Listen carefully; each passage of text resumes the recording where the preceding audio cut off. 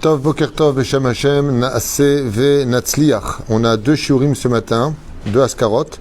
On est aujourd'hui le jeudi 18 du mois de mars, le He du mois, le 5 donc du mois de Nissan, le Chaim Tovim Ushalom Bracha Vatsacha pour Kol Am Israël. Shiur aujourd'hui, alors achetez, comme on est jeudi, messieurs s'il vous plaît, on commence le shiur par Myriam Gage, que Dieu la bénisse, pour la askara de son papa.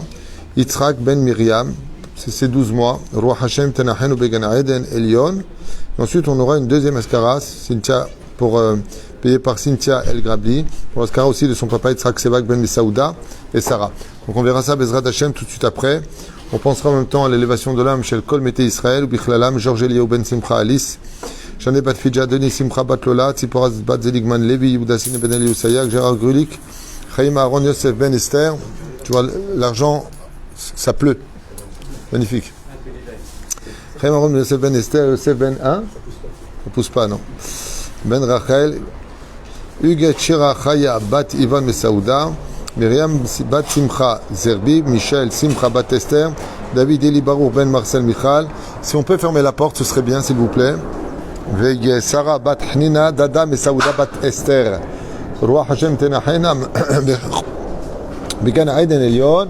בכל השורבים עמם בכלל הרחמים והסליחות וכן יהי רצון ולומר אמן. On pensera très fort à la réfoua shlema de Sarah Talia bat Efrat Myriam, Anna El Naref Anala, Moratimi, Yanai ben Esther, Chai Inon ben Jessica Fleuret, Aviva René Makhlouf ben Sarah, Aaron ben Esther Sangel, Chaya Ruchama Esther bat Rivka, Julo Binyamin ben Yasmin Yadan, Yaakov ben Rachel, Oufren Asher Jami ben Moshe Ayakar, qui nous est si précieux. Oufren, Sukrazit Achad, Bevakasha Yavducha Amim Tzadik Aouvi.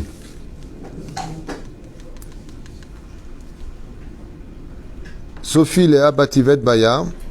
Et on commence le shiur. Bien entendu, la tzaka de chacun de vous. Refouachement, M. Zerbi Mordechai et Martina Yekara. Kol Echad Ve'achad Mikem. Que vous ayez que de bonnes nouvelles. Et si je peux me permettre, avec votre permission, spécialement, une grande hatzlacha pour tous nos tormim, tous ceux qui nous soutiennent, Be'ezrat Hashem, ou ceux qui regardent nos cours, Toda Rabba Mikol Alev, Sheniske, Yeshuot Venechamot, Ve'itanu Kol Am Israël, bien entendu. Il n'y a pas de nous sans eux, il n'y a pas de eux sans nous. On est un seul peuple. Ok. On est avec Rabbi Nachman sur un sujet qui clôture d'une certaine façon le 3e shiur de Yom Tov. Qu'est-ce que Yom Tov? Alors pour expliquer à Rabbi Nachman, surtout Yagan al-Kol Am Israël, Rabbi Nachman ben Fega, il faut d'abord une petite préface. Une préface qu'on a déjà expliquée dans les cours sur la Emouna, mais ici Rabbi Nachman va nous faire un clin d'œil sur une particularité des Shalosh Regalim, donc Pesach, Shavuot et Sukkot. Bameh Dvarim Amurim, de quoi est-ce que l'on parle? Alors vous savez que, très brièvement, la Emouna se divise, si on peut juste leur demander de baisser le son, Todarba. La Emouna, dans le judaïsme, se divise en 3 dimensions. Il y a 3 façons d'être Baal Emouna. Et il faut avoir les 3 pour être accompli. C'est-à-dire, la première d'entre elles, la première Emouna, c'est de ne croire que ce qu'on le voit. C'est-à-dire que si quelqu'un vient te dire des choses qui sont abracadabranques, Asur lanou le amin bo, ce n'est pas de la Emouna. Une personne te dise croyez en moi et vous serez sauvés, Zé Racha, Zé Lonachon. C'est-à-dire, si par exemple je peux avoir le livre de Shemot s'il vous plaît? Livre de Shemot, paracha de la semaine. Si je prends la paracha de Yitro, juste un petit exemple, mais c'est marqué dans plusieurs endroits. Là, on va prendre juste Yitro. On va voir que quand Moshe Rabbeinu alav shalom nous a donné la Torah au peuple d'Israël, donc il a donné la Torah au peuple d'Israël, Il n'est pas venu raconter des bobards. Dieu s'est adressé à moi dans une caverne, Dieu s'est adressé à moi dans je sais pas qui, pas que, pas quoi. Et là, il faut qu'il y ait des témoins oculaires. Il faut qu'il y ait un témoignage oculaire de plusieurs personnes. La reine, Katouf pour un paracha de Yitro après le don de la Torah. Katouf là, nous, Bezrat Hashem, juste un instant.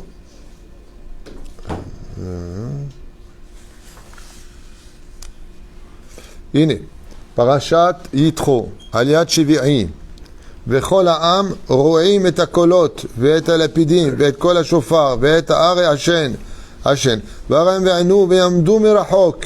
Qui a été témoin? Qui a été témoin que Dieu nous a donné la Torah? Est-ce que c'est un mariole qui est descendu, il a dit les mecs, Dieu m'a parlé, vous savez pas qui je suis? Non, pas du tout.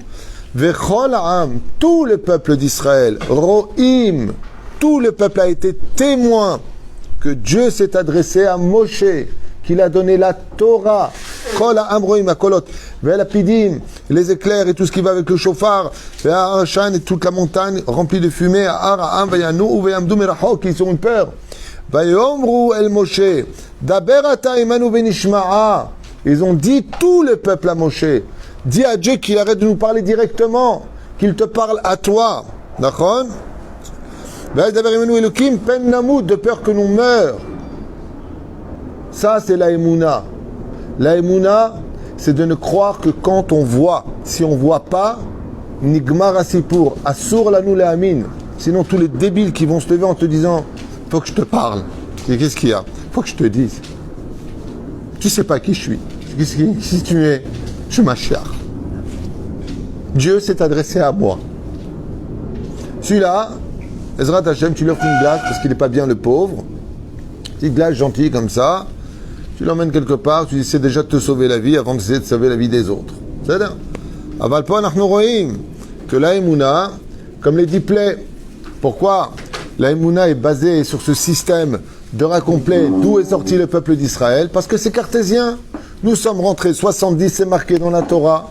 Nous sommes ressortis en tant que peuple. Nous avons vécu dans la province de Goshen. Nous avons travaillé dans les provinces d'esclavage de Pithom et de Ramsès. Ça a duré 210 ans. Moi, c'est 86 ans réellement. Aval. Nous sommes sortis avec Moshe Rabbeinu. Et nous avions Aaron. Et nous avions Myriam. Qu'est-ce qu'on a mangé? De la manne. De ce qu'on a bu? Le fruit de Myriam. Comme on a été protégé dans le désert, c'est impossible. De façon cartésienne, t'as raison. La nuée de gloire. Donc, la Torah vient nous dire combien de temps vous avez été dans le désert? Oui, dites-moi, 40 ans. Quelles sont les stations que vous auriez faites? Elles sont nommées dans la Torah, les 42 stations. Ça veut dire que la Torah, au niveau de la Emouna, elle ne te demande pas de croire en ce que tu peux imaginer. Les Ma'an Tesaper, Beozen bincha ou ben bincha et asher italal tibe mitzrayim. Je veux que tu racontes ce que tu as vu, pas ce que j'invente, pas ce qu'on a inventé, pas des légendes dans l'absolu, mais des récits qui sont sur leurs jambes, qui tiennent. Pourquoi? Parce que quand tu es capable de donner les détails des années, des coups qui ont été donnés, qui est resté, qui n'est pas resté, combien sont morts, combien sont sortis vivants, quand tu es capable de donner des détails, c'est que tu parles d'un fait accompli. Et donc, c'est une émouna qui est cartésienne. La reine, le premier degré d'émouna, c'est que 2 et 2 égale 4. C'est le premier degré d'émouna. Le deuxième degré d'émouna, c'est l'intervention divine, malgré le fait que je reste cartésien. Ça veut dire que c'est la émouna qui peut s'expliquer. Je vous raconte cette histoire qui est très connue, qui s'est passée ici à Ashdod, Tiban et Bitikonen. Vous connaissez cette histoire? Tu ne peux pas me dire oui, je n'ai pas raconté. À Zaïn, une femme dit à son mari qui est avrech, n'a pas du tout d'argent, d'aller faire les courses, et après avoir lu un livre de Moussar, elle prend une feuille et elle lui marque des courses. Maintenant, lui, pour les courses de Shabbat, il avait 200 shekalim, 200 shekels. L'histoire qui s'est passée ici à Ashdod, avec Osherad. Je vais faire de pub. J'ai raconté l'histoire, je ne crois pas longtemps. Vous ne vous rappelez pas? C'est le Covid-19, vous aussi, parce qu'on parle de mémoire avec eux. Moi, j'ai des problèmes de mémoire avec le Covid-19. Des fois, je ne sais plus ce que je raconte. Voilà. Alors, je vous raconte ce qui s'est passé. Et ce degré d'Emouna est un parfait exemple. C'est-à-dire une intervention divine qui est miraculeuse, mais qui est cartésienne. Elle est entre les deux. Qu'est-ce que fait cette femme? Elle dit à son mari, voilà la liste. Le mari regarde la liste, il dit, mais chérie, une colle à cavode, j'ai 200 shekels, c'est-à-dire les 3 premières lignes, déjà c'est fini. Là, tu m'as fait recto verso la feuille. Elle lui dit, oui, mais on a beaucoup d'enfants, ils ont 9 enfants grâce à Dieu, et c'est ce que j'ai besoin. Et Akadosh Baruch Hu, il sait ce qu'on a besoin. Il lui a dit, mais d'accord, mais comment tu veux que j'achète ça? Le mari lui dit qu'il est Avrech avec son chapeau, avec 200 shekels. Elle lui a dit, je ne sais pas, ce que je sais, c'est que ce que j'ai besoin, c'est ça. Si j'ai pas de doute que Dieu peut nous le donner, il le donnera. Wow. Le mari, il a dit à sa femme, alors va faire les courses, toi. Hein, toi, tu vas faire les courses. L'histoire qui a fait le tour de toutes les yeshivot. Oui. Bekitour, sa femme lui dit, comme quoi que Isha Bena Isha Oreset, quand une femme, elle est Yereshamaim, Baruch Hashem, Moshani Zachiti, Toda Lael, eh bien sa femme, elle lui dit, je ne comprends pas à quoi sert toute ta Torah si tu n'as pas confiance en Dieu. Et le mari dit, c'est pas une question de confiance en Dieu, c'est que j'ai 200 shekels sur moi. Elle lui a dit, eh bien avec peu, Dieu peut faire beaucoup. Le mari, je vous fais ça en kitsour, accepte le challenge, il va là-bas, et il dit avant de partir à sa femme, je t'en supplie, fais des teilim pour moi. C'est pas une blague, ce que je vous dis, c'est la vérité. Okay? Il lui dit, ne t'inquiète pas, même si je ne fais pas de teilim, si tu es ma min bachem, n'aie pas peur. Mishema min bachem, le mfached. D'accord? C'est akshif tov. Il arrive à Osherad, il prend son chariot, et il suit les courses, et il met, et il met, et il met, et il met, et il met, et il met, il met, prak to prak, de pak to pak. Il arrive maintenant, il n'est pas pressé d'arriver à la caisse. Il arrive comme ça, et il se rappelle que sa femme lui dit, si tu as un seul doute, tu peux laisser tomber. Donc il s'arme de courage, et au moment où il vient pour déposer les paquets sur le serrette, vous savez, le tapis roulant à la caisse, il se rend compte qu'il a oublié un truc dans la liste. Et qu'est-ce qu'il fait?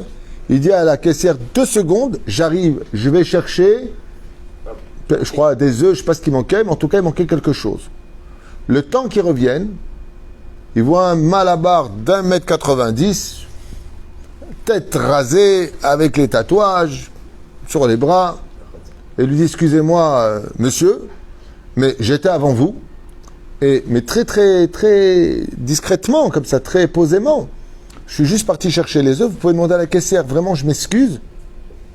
Et là, lui, le regarde comme ça, et il commence à lui hurler dessus. Vous n'étiez pas là, vous êtes des voleurs, vous voulez prendre même la place comme vous n'étiez pas là. Oumit paret, ça lave, et devant tout le monde, ça hurle à cette caisse. Il ne supporte pas les religieux. Et là, il lui rentre dedans en public. Maintenant, lui, il est très mal. Et devant tout le monde, il rougit. Au moment où ça se passe comme ça, le copain de ce monsieur qui était baraqué comme ça avec ses tatouages, il rentre et lui dit, mais qu'est-ce qui se passe? Ce pouilleux, là, regarde celui-là, il ose comme ça devant tout le monde, il lui dit, excuse-moi, mais machin, il était même pas là, il a posé son caddie pour bloquer, et pour qui il se prend? Son copain lui dit 2 mots à l'oreille, et d'un coup il se calme. Et d'un coup il se calme. Bon, il dit, tu sais quoi? Allez, passe devant. Il lui a dit, non, c'est bon. La tête en bas, blanc et vexé, devant tout le monde. Il lui dit, non, c'est bon. Il lui dit, à ce moment-là, écoute, mon copain, il vient me dire dans l'oreille que moi, je crois pas vraiment, je crois en Dieu, tu vois, mais je crois en mazal. Et je suis un mec qui a beaucoup de mazal dans la vie. Et il m'a dit qu'à cause de ce que je t'ai fait, je peux perdre tout mon mazal. Ce qui paraît, c'est grave, quoi. Parce que tu t'es senti humilié et t'es rouge, quoi.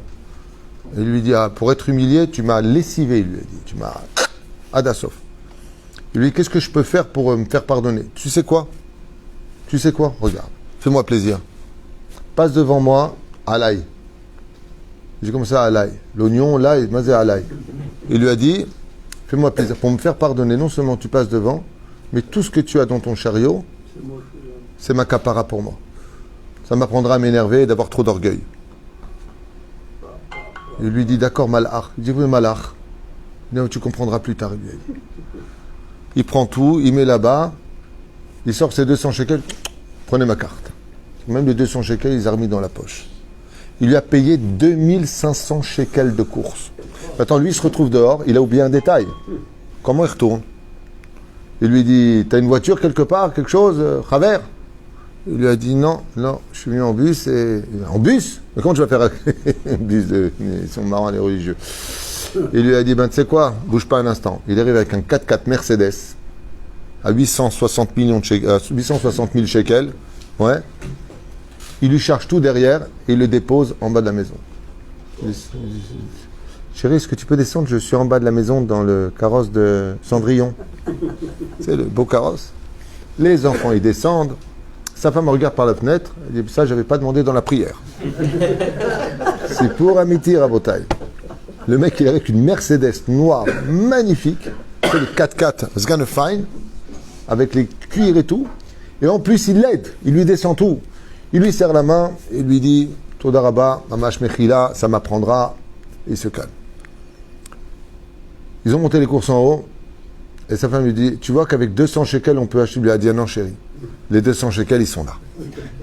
Il lui a dit, tu vois, quand Dieu veut, même sans 200 shekels, si tu es Ma'amin, Bémet, est-ce que tu as douté? Il lui a dit, à un moment, j'ai failli douter. J'ai dit, non, je ne dois pas douter. Il lui a dit, Kadosh Baruch Hu, il est passé, mais c'est un miracle. Mais ce miracle, malgré tout, il est intermédiaire. Il est entre le rationnel. Comment tu as payé tes courses? Tu te rends compte? Je me suis fait humilier, le mec, pour se faire pardonner cet abruti. Il m'a dit, voilà, je te paye tout. Tu peux le traduire comme ça aussi. Ah ben, c'est un esgamour. Parce que si, pour comprendre le net, il faut avoir toute la misguérette. Il est parti à combien, lui? 200 shekels. Est-ce qu'il avait une chance quelconque de payer 2500? Non. Comment Dieu il a fait les choses, ça s'appelle la Emouna intermédiaire. C'est un niveau beaucoup plus élevé. Alors, j'ai une question à vous poser. Quel était le problème d'Emouna du mari? Il était au premier niveau d'Emouna. 2 et 2 égale 4. Quelle était la force de la femme? Elle était au deuxième niveau. Dieu peut intervenir dans la nature. D'accord? Et il existe un troisième niveau. Et ce niveau-là, lui, il n'est pas explicable. Il est le miracle Gamour. Maintenant que vous avez entendu ça, c'est-à-dire un des miracles Gamour les plus importants qu'on se doit tous d'atteindre, que Dieu est infini, que ce qui peut est infini, c'est tout simplement Triat Amitim. Pourquoi Triat Amitim fait partie du principe fondamental du judaïsme? Parce que la résurrection des morts est quelque chose qui est inexplicable dans l'absolu. Velachen zeme ala teva. Donc, qu'est-ce qu'on appelle un kofer? Une personne qui ne croit pas en la résurrection des morts ne croit pas en toute la Torah bichlal. Maintenant que vous avez entendu cette préface, nous allons commencer la suite de Rabbi Nachman sur Yom Tov. Vous allez comprendre pourquoi je vous ai parlé de ça. Qu'est-ce que viennent nous éduquer les Shalosh Regalim? Pesach, Shavuot et Sukkot. Ken? On dit que Asur l'Ismoch al Nes. Alors comment ça c'est quoi? C'est le premier ou deuxième niveau d'après toi? Deuxième. C'est le premier et le deuxième. Parce que tout est miracle dans l'absolu. C'est ce qu'on va expliquer. D'accord? Israël, ça fait partie de quel domaine d'après vous? Premier niveau, deuxième niveau, troisième niveau? Troisième niveau. Absolument pas. Premier? Non, on a fait un cours sur ça, selon le Ramchal, et le Maharal, pardon. Ouais. Israël fait partie du miracle caché dans la nature. C'est du rationnel irrationnel, Israël. Ça veut dire, c'est le deuxième niveau, Israël. Bidjouk. Purim, c'est du deuxième niveau. Mais ça, c'est du premier niveau, alors. Ah tiens. Est-ce que Pessah, c'est du premier niveau? Non, c'est le miracle des femmes. Troisième niveau, tu dis, et toi? C'est Me'al Teva. La fin, c'est le livre. Alors, vous avez compris, écoutez bien. La terre d'Eretz Israël, c'est un niveau intermédiaire. C'est-à-dire, c'est quand le miracle est caché dans la nature. C'est-à-dire, on va gagner une guerre avec 60 soldats face à 6 millions de soldats. Dougma. D'accord? Bah oui, mais les autres, c'était des nazes, nous, on était super combattants. C'est ce qu'ont expliqué les informations pendant la guerre d'6 jours. Israël, la meilleure armée, ils étaient plus entraînés, machin, tout. Alors que pas du tout, c'est du sheker gamour. Mais c'était une façon de dire, mais qu'on le veuille ou pas, on reçoit des missiles. D'accord? Combien on a reçu de missiles? 3800 missiles. Ok? De la bande de Gaza. Ouais? Combien on a lancé pour les arrêter d'hommes de fer? 680. D'accord? Le reste, ils ont tombé dans des terrains vides, vagues, tous. Tout le reste. Bon, ben, c'est Israël. D'accord? C'est un truc de fou. C'est-à-dire, j'étais en train de marcher la dernière fois quand il y avait eu les trucs. Rechov Herzl, t'as un missile qui tombe. Maintenant, quand tu vois Ashdod, bon, ben, il n'y a pas de place pour un missile, quoi. Il est tombé sur le petit jardin quand il n'y avait personne, juste en plein, pouf! Depuis, ils ont mis un peu de terre, ils ont mis des fleurs. Quand Rabbi à Ashkelon, le mec il est dans le salon, machin truc chouette, la sirène ne marche pas, c'est le moment où il se dit tiens, je vais prendre une bouteille de vin dans ma cave. Il descend, le missile, il arrive chez lui à ce moment-là. D'accord? C'est un miracle, mon Seigneur. Il dit non, pas du tout, j'ai eu de la chance. J'ai voulu prendre du vin à ce moment-là. C'est ce qu'on appelle le miracle caché dans la nature. Ça veut dire que tu as toujours la possibilité de dévoiler Dieu ou de laisser Dieu caché. C'est à toi de décider. C'est la fête de Purim. Arsha, vous voulez pas qu'on fasse le shiur? Oui, Ça fait plaisir. Yom Tov Kodesh. Koré ou machriz ou megale et haratzon. Yom Tov, c'est-à-dire Pesach, Shavuot et Sukkot, viennent dévoiler et annoncer le Ratzon d'Hachem. Shakol birtsono idbarach, qu'en réalité, toute la terre et tout ce que l'on connaît ne dépend que de lui. Ven shum chiyuv ateva klal, et qu'en réalité des réalités, la nature n'a jamais été naturelle. Que la nature a été créée par Dieu par un fonctionnement mécanique. Tout simplement. Vous savez qu'il pourra vous en parler, c'est le professeur, il sait de quoi je parle, mais ils ont essayé de faire une semaine à 5 jours, à 10 jours, vous savez ça? On a essayé de changer le mois à 40 jours. Pourquoi moi ce serait 30 jours? Oui? Ils ont tout essayé. Et bien sauf ils sont tous revenus à 7 jours, 30 jours, et ainsi de suite. Une année, 12 mois. Les 12 mazalot, tel que la Torah l'a construit. Tu peux essayer autant que tu veux, ça ne correspond pas à la nature. Il va falloir revenir dans cette situation. Et Rabbeinu nous dit que la nature elle-même est un miracle en lui-même. C'est-à-dire que 2 et 2 égale 4, ça aussi c'est un fonctionnement miracle de Dieu de la création du monde. Qui a convenu que 2 et 2 ferait 4? La logique est une invention de Dieu, donc c'est un miracle. C'est dingue. Ki bechol yom tov, ou bechol yom tov, asa Hashem itbarach imanu otot noraim efech hateva. Et pourquoi les Shalosh Regalim sont si importants? Parce que ce sont les seules fêtes qui appartiennent au 3e niveau. Hanouka, c'est quel niveau? Premier niveau d'Emouna, 2e niveau ou 3e? 2e. Bah, les vieux, ils sont partis se battre. Ouais, on va les avoir et tout ça. Et ils ont appris Bruce Lee et ils leur ont mis une tannée. Bon, c'est bien. Ou alors les Grecs, ils ont pris tellement ça à la légère qu'ils n'ont pas surestimé, ils ont sous-estimé leurs ennemis. Ouais, on les a eus. D'accord? Ça peut être comme ça, on peut traduire. Et les Hébreux étaient en réalité dans MMA, là, ou je sais pas quoi, là, le truc d'entraînement. Tu peux inventer ce que tu veux. T'as Papy Mouzo comme ça. Ouais, t'as les mecs balèzes comme ça. Nous, avec le pot de Nutella. T'avais les Grecs avec les plaques de chocolat, hyper, hein, et puis... tu peux expliquer. Vous voyez que toutes les fêtes sont comment? Elles sont au 2e niveau. Il y a des fêtes qui sont au 1er niveau. Comme la fête de Tu Bishvat. C'est du 1er niveau des Mouna. C'est normal. La bracha que vous avez fait au mois de Nissan, la floraison des arbres. C'est à Teva. C'est 1er niveau. Après, on augmente le niveau. Comment on va faire les fêtes? On n'a pas de quoi faire les fêtes. Grâce à toutes les organisations, grâce à Dieu, Baruch Hashem, eh bien tout le monde va faire les fêtes. Et pourtant, ce n'était pas prévu. Mais on peut l'expliquer. C'est normal, il y a une association, donc ils ont eu des dons, donc c'est arrivé à nous. Mais tu sais combien il faut de miracles pour que lui, il ait un don, et que lui, il pense à toi en tant que d'un don? Mais attends, tu sais combien de miracles il y a derrière tout ça? C'est le 2e niveau. C'est quand le miracle se trouve caché, comme les gens de ma collègue qui sont venus, qui sont pris des enveloppes. Ils disaient, maman, j'ai Nes Gadol, israélien de famille qui avait la tête en bas. Avec Nes, l'eau Eman nous baisait. On peut très bien lui dire, ouais, si tu veux, c'est un miracle, mais bon. On a pensé à vous parce qu'on a retrouvé une feuille d'il y a 2 ans en arrière. On se demandait où vous en étiez aujourd'hui. On vous a appelé pour voir et ces gens-là n'avaient rien pour faire Pessah. Mais cette feuille-là, elle aurait pu disparaître. Dieu l'a laissée et on l'a retrouvée et on a pensé à eux et on les a appelés et on a vérifié. C'est bon. Bepessah. Yetziat Mitzrayim, Shotzem Mitzrayim, Beotot Noraot, Beshavuot. Alors maintenant, Rabbi Nachman, il dit, qui peut expliquer réellement Pessah? T'as déjà vu, toi, les 10 plaies d'Égypte? Toutes les eaux du monde entier qui deviennent du sang et non pas simplement le Nil? Ouais. T'as déjà vu, toi, les sauterelles qui viennent telles que c'est marqué dans la Torah? T'as déjà vu, toi, des glaçons avec de l'eau bouillante à l'intérieur, avec un feu à l'intérieur, comme la grêle qui est tombée? Makat Bechorot, que juste les premiers-nés uniquement vont mourir?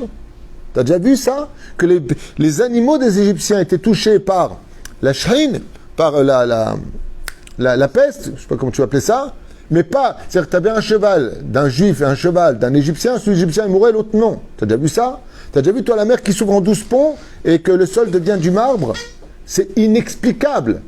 Velachen, ça c'est la fête de Pessah. Il dit maintenant le Matan Torah, la fête de Shavuot. T'as déjà vu toi que le monde entier se tait, que plus un seul oiseau n'ose voler, que le monde entier entend, tout le monde entend, que Dieu donne la Torah aux enfants d'Israël. Les 7 cieux s'ouvrent. Ils ont vu des voix. Depuis quand tu vois des voix?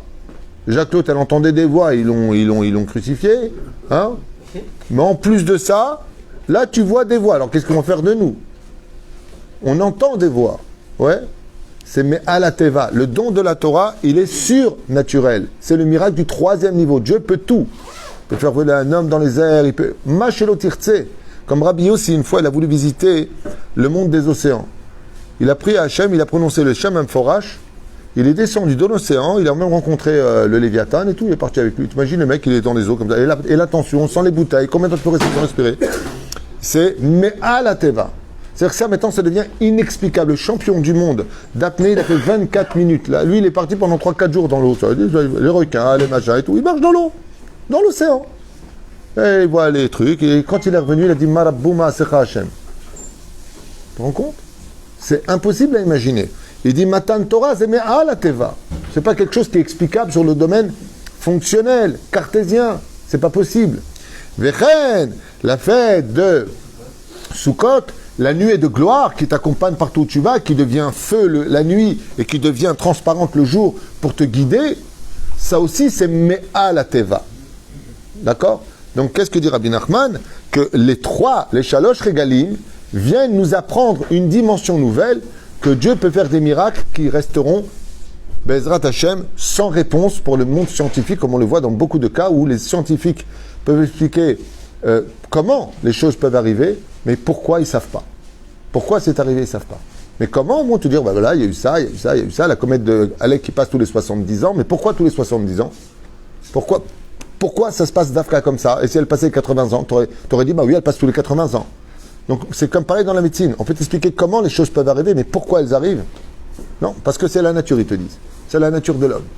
Et la reine, les Shalosh Regalim, dit Rabbi Nachman, pourquoi ils sont si importants? Parce qu'ils viennent nous dévoiler quelque chose dans lequel, ben, nous, on n'a pas l'habitude. Laquelle? Tout simplement, cette dimension du Olam Haba, qui s'installe dans l'imaginaire de l'homme. C'est-à-dire, est-ce que Dieu peut vraiment faire ressusciter des morts? Regardez par exemple, pour ceux qui étaient dans le désert, la marloquette Rabbi Eliezer et Rabbi Akiva, c'est quoi? Est-ce qu'ils auront Triat Ametim? Est-ce qu'ils vont se relever? C'est une mamash ma'anienne. Parce que résurrection des morts, d'abord ça fait peur, c'est un peu zombie. Ouais. Mais c'est quelque chose qu'on a du mal à imaginer. Ben, un mort, quand il est mort, il est mort. D'accord? On te dit non. Un mort, quand il est mort, comment est-ce que tu peux savoir à émettre qu'il y a la résurrection des morts? Grâce au Shalosh Regalim.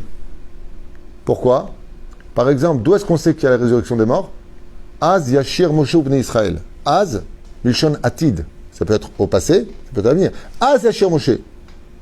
Az Yashir Moshe, ça s'est passé quand? Pour la fête de Pessah. Donc, grâce à Pessah, on peut enfin s'accorder le droit de dire que Dieu peut absolument tout.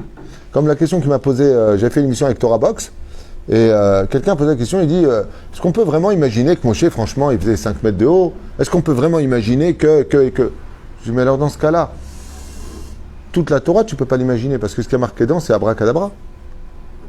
Bah, le trompette de Jéricho, tu as déjà vu, toi, des murailles qui tombent avec... Et tu as des pierres qui pèsent juste 4 tonnes, et elles tombent.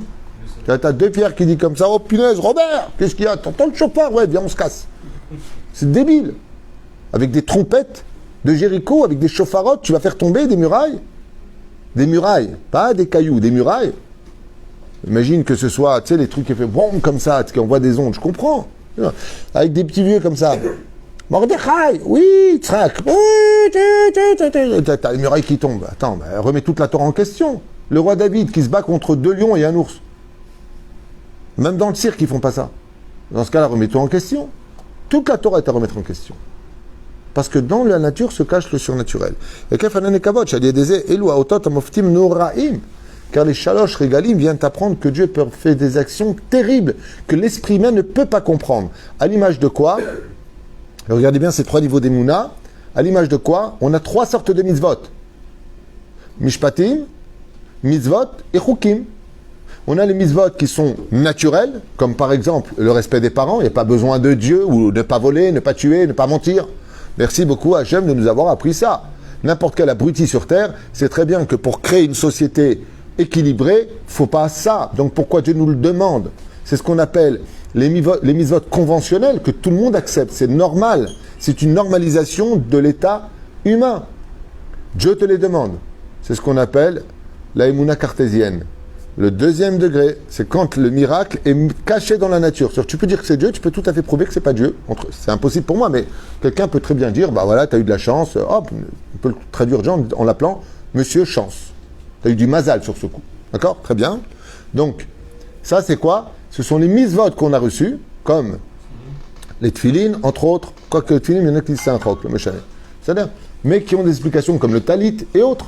Toutes ces mitzvot-là, eh bien, sont, d'une certaine façon, des mitzvot qu'on n'aurait pas pu imaginer si Dieu ne les avait pas demandé, mais elles ont des explications très profondes qu'on peut comprendre.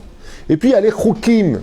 Ce sont des mitzvot qui, elles, par contre, n'ont aucune logique. L'esprit humain ne peut pas comprendre. Le paradouma, le chatnez, le lait, la viande et autres. Toutes ces mitzvot-là que nous avons, sont des mitzvot qui appartiennent à Dieu et dont l'esprit ne peut pas comprendre. Donc, en d'autres termes, elles appartiennent à la notion du miracle gamour, comme par exemple la paradouma. Celui qui était pur devient impur alors qu'il a rendu les impurs purs. D'accord? Ça, c'est contre nature. L'esprit ne peut pas comprendre ce genre de choses. Comme l'a dit le roi Salomon. D'accord? Contre ces trois mitzvot, nous avons ces trois niveaux d'émouna. Et nous devons les adapter au fur et à mesure de notre existence. Par exemple, Rabbi Akiva, quand il s'est vu refuser l'hospitalité dans un village où il a demandé de passer la nuit, ils lui ont dit non. Qu'est-ce qu'il a fait? Il est parti sur une colline en face, s'abriter sous un arbre. Il aurait pu dire abracadabrique. Allez hop, circulaire à voir. Allez hop, une petite cabane. Je prononce le nom de Dieu. Non, il vit à Piteva. Qu'est-ce qui s'est passé pour lui? Des brigands, le lendemain il se réveille, il voit que tout le village qui lui a refusé l'hospitalité est passé au fil de l'épée. Tout le monde est mort. Femmes, enfants, hommes, vieillards, et tout le village a pris feu. Un truc de fou. Maintenant, lui, qu'est-ce qu'il avait Rabbi Akiva avec lui? La Gemara nous raconte, il avait son âne pour porter ses livres, il avait son coq pour le réveiller à Tikkun Chatzot, Bezrat Hashem, et il avait sa bougie pour étudier la Torah. Comme ça, dit la Gemara. Quand il est arrivé Rabbi Akiva sous cet arbre, qu'est-ce qu'il a fait? Il a allumé sa bougie pour étudier la Torah. Et le vent était grand. Il a dit, Tov, Shani Ilmad, qu'est-ce que je vais faire? Je vais réviser par cœur ce que j'ai déjà acquis. Et Rabbi Akiva donc se retourne, se couvre parce qu'il a froid et commence à réciter les Gemarot, les Mishnah, tout ce qu'on connaît. Très bien. D'un coup, qu'est-ce qui se passe? Il entend un renard, il se jette sur son coq, qui normalement il lui prend. Qu'est-ce que dit Rabbi Akiva? Kol David Rahamana Letavavid. Tout ce que fait Hachem, c'est le bien. D'un coup, il entend un félin qui sort de je ne sais pas d'où et qui prend son âne pour un McDonald's. Il lui prend son âne, l'âne se libère et hop, il se barre. Le fauve lui court derrière et il se fait un petit chien à Kol Niabit Baro, Boré Menemzenot et l'euro. Très bien. Tranquille. Rabbi Akiva, qu'est-ce qu'il dit? Attends, il a tout perdu là. On lui a refusé l'entrée. Il n'a plus pas de lumière pour étudier, un vent qui n'arrête pas. Le renard qui lui a chopé son coq. Un fauve qui lui mange son âne. Qu'est-ce que fait Rabbi Akiva? Il dit, bon, apparemment, Dieu veut que je me repose aujourd'hui. Tiens, fatigué du voyage, n'ayant pas d'hospitalité, il s'endort. Le lendemain, il se réveille. Tout le village est passé au fil de l'épée, d'où les 40 voleurs. 40 bandits passent, trac, qui tuent tout le monde. Rabbi Akiva, il dit, oh, heureusement que j'ai pas dormi là-bas, parce qu'il aurait, comme Zolé Tova. Mais en se levant, qu'est-ce qu'il voit? Il voit que les pas des chevaux de ces brigands sont passés à 2 mètres de lui. Et s'ils avaient vu la bougie, ils l'auraient vu. Heureusement qu'il y a eu du vent. Et s'ils avaient vu le coq, ils auraient entendu le coq, un coq du pastam, comme ça. Ils auraient compris qu'il y avait peut-être quelqu'un, parce qu'avant c'était le réveil des hommes. Comme ça dit la Gemara. Et s'il avait vu l'âne avec les livres, ils auraient compris que quelqu'un est à côté. Il y aurait un témoin oculaire, il l'aurait tué. Nachon? Alors qu'est-ce qui s'est passé? Quand il est parti, Rabbi Akiva dans le village, premier niveau des Mouna, 2 et 2, 4, tu veux pas moi, il faut que je trouve un abri. Il n'a pas compté sur le miracle. Deuxième niveau, on peut l'expliquer. C'est un miracle dans la nature. Bon, mais te rends compte la chance que j'ai eue? Kaot Rabbi, il y a un renard, il a mangé mon coq. Un fauve, alors qu'on rencontre que des chats. Kaot Rabbi est sorti du fond de la nuit et il a mangé le chamor. Le vent. Il faisait super beau quand le vent. il m'a empêché d'étudier la Torah. Bon, je me suis caché dans ma couverture, pas du froid, et j'ai étudié la Torah. C'est quel niveau? Deuxième niveau. C'est le deuxième niveau. Et la reine Horoïm, que Rabbi Akiva à la fin, quand il y a eu les 10 martyrs, qu'est-ce qu'ils proposent? Ils disent, est-ce que c'est une xéra de Dieu ou est-ce que c'est une xéra des hommes de vouloir nous tuer? Rabban Shimon ben Gamiel propose à Rabbi Ishmael et lui dit, monte en haut, comme c'est marqué, je crois, dans Torah de Kohanim, et vois si la xéra, elle vient de Dieu ou des hommes. Et là, tu peux apprendre que des fois, la bêtise humaine peut être aussi un libre arbitre. Quand il revient, il lui dit, non, ça vient de Dieu. Bon, on va se donner les Shem Shamaïm, Mikol Alev, il n'y a pas de problème. Mais qu'est-ce qu'il dit Rabban Shimon ben Gamiel? Il dit, si tu redescends et qu'on découvre que la xéra, elle vient des hommes, nous détruisons Rome. Comment tu peux détruire Rome? Tu parles de millions de soldats. Rabban Shimon ben Gamiel, il dit à Rabbi Ishmael ben Elisha, comme Israël, ça dit qu'Esodolam. Il lui dit, tu prononceras le nom Améphorash, et en un seul mot, tout Rome va tomber. Ça veut dire qu'en une seule parole, tu vas tuer tout le monde. Est-ce que ça, c'est du rationnel? Non. Vous avez vu l'évolution? Pareil, la Emouna. Je ne compte pas sur le miracle. Cartésien. Ensuite, dans l'histoire, je n'ai plus juste Rabbi Akiva, mais c'est pareil pour tous les autres. Le miracle caché dans la nature, et ensuite le miracle Gamour. Qu'est-ce que propose Rabban Shimon ben Gamiel? Il dit à Rabbi Ishmael ben Elisha, si la xéra vient des hommes, aujourd'hui, il n'y aura plus jamais Rome. C'est-à-dire, si c'est comme ça, on utilise la notion du miracle inexplicable. Comme l'a fait qui? Moshe Rabbeinu, pareil pour lui. Il voit ses frères qui souffrent, vas-y, fais quelque chose. Ouais. Il leur donne à boire, il leur donne à manger. Quel miracle? Prince d'Égypte qui fait ça, ça reste rationnel. Ensuite, il leur promet quoi? La Géoula, l'attente, qui vient les sauver. Oui, on est maintenant dans une notion d'impossible dans le possible. Et troisième niveau, les 10 plaies. L'impossible, c'est-à-dire le miracle. Mais Zéachinour, Shel Shalosh Regalim, il dit, qu'est-ce que vient nous apprendre dans notre vie de tous les jours après la fête de Purim? On relie la fête de Purim à la fête de Pessah. Qu'est-ce que c'est la fête de Purim? Le miracle caché dans la nature. Nachon? Et maintenant, on a affaire au miracle Gamour, où Akadosh Baruch Hu, c'est Maasim Noraim. Akadosh Baruch Hu fait des actions terribles. She'asa imanu bechol shalosh regalim. Nitgala she'akol birtzon yitbarach levad. En shum chiyuv ateva klal. Que la nature ne peut rien faire. Quand Dieu il décide de changer la nature et qu'elle devient surnaturelle, donc sur la nature, surnaturelle, et c'est pour ça que les fêtes nous ont été données, Shalosh Regalim, pour monter au Beth Amikdash. Le Beth Amikdash, ça appartient à quel monde? Les trois, sachez-le. Dans le Beth Amikdash, par exemple, on voit Eser Nissim Ne'esu Lavotenu Beth Amikdash. La fumée, le vent, une fumée, avec le vent, comment elle monte? Là-bas, elle montait droit. Ouais, tu avais des millions de juifs dans une petite cour. Chacun avait de la place. Jamais une personne n'a pu dire j'ai pas pu trouver de la place à Jérusalem. Le peuple d'Israël entier monta à Jérusalem, hommes, femmes, enfants, charrettes, animaux. Ouais, personne n'a jamais dit j'ai pas où dormir. Là, tu cherches une place pour Pessah à Eilat ou dans le Tzafon, t'as pas une maison de libre. Un truc de fou. Mais s'il y avait le Beth Amikdash, imaginez combien on est, 8 millions ici. Ouais. Demain, il y aura un allié encore plus fort de tous nos frères, le Nachon. Il y a le Beth Amikdash, plus Triatametim. Combien des milliards? Tu peux rentrer des milliards dans un petit endroit, toi? C'est impossible. Donc vous voyez que c'est surnaturel. Et pourtant, tout ce qui se passe à l'intérieur était naturel. Ta faute et tu meurs. Pour le Kohen, par exemple. Nachon. Et puis quand tu vois les offrandes qui sont faites, tout reste naturel. Donc tu as les 3 niveaux. C'est la rencontre de la perfection. Aval et Shalosh Regalim, Baim Lechanech Otanu, que Dieu, il peut réellement faire des choses extraordinaires. C'est pour ça que le Beth Amikdash, on ne sait pas, est-ce qu'on va le construire ou est-ce qu'il tombe du ciel? Mais tomber du ciel, c'est quel niveau? 3e. Si on le construit? Premier. Ah ouais? Avec toute la pression internationale, avec la mosquée là-bas, quel niveau?